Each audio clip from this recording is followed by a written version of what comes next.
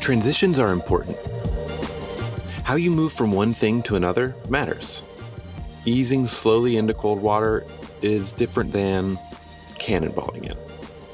In film and TV, there are transitions between shots, transitions between scenes, transitions in plot. These transitions can be subtle, sometimes even intentionally hidden, and they can be drastic, shifting the mood or tone completely, sending the audience reeling. Either way, they communicate something to the viewer. My name is Reklis, and today we're going to focus on the scene transitions in the Bad News Media short film, Split Ends. Welcome to Bad News Media Breakdowns. After I'd finished the script for Split Ends, I was excited to start filming. I felt like the script was in a pretty good place, and I liked each of the scenes.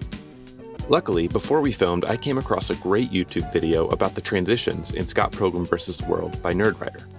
If I hadn't come across this video, I probably wouldn't have thought much about the scene transitions in Split Ends. I probably would have filmed each scene individually and figured out how to get from one scene to another during the editing process. I've done that before. Working with Justin Mejia on a Dead Red Eyes short film called Standard of Living, we didn't think about scene transitions before we filmed.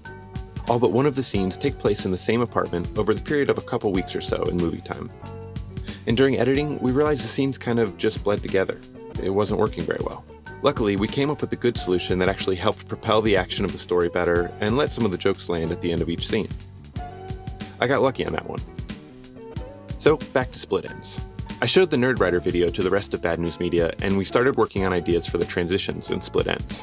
We chose tasks for Lilah, the main character, played wonderfully by Melanie Simmons, that could blend together scenes and lead the scene transitions.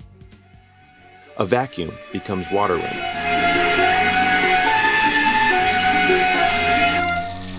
Later, that same water running becomes a staticky TV. Spitting the taste of hair out of her mouth becomes cracking a beer open. And that first beer being finished becomes just another in a long line of beers. I wanted to make the scenes flow better from a pacing standpoint, but I also thought that this would help propel the mania that Lilah was feeling while being tormented by the hair. Really feeling like each escalating moment toppled over each other. When we get to the final scene transition, we cut to black and the sound fades out.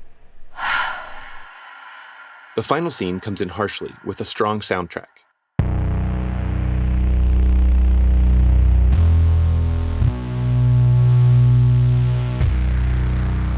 It feels different and heavier than the other transitions. And if you've seen the film, you know that in the story, things are different and heavier for Lilah in this last scene. My hope is that these transitions help the film be better. I know that I'm not anywhere close to the level of Edgar Wright and his awesome transitions in Scott Pilgrim vs. the World, but I tried to grow as a filmmaker, and I think I did that. Check out Split Ends and let me know what you thought of the transitions. There's a link in the description. Thanks for watching. Hello? Bad news.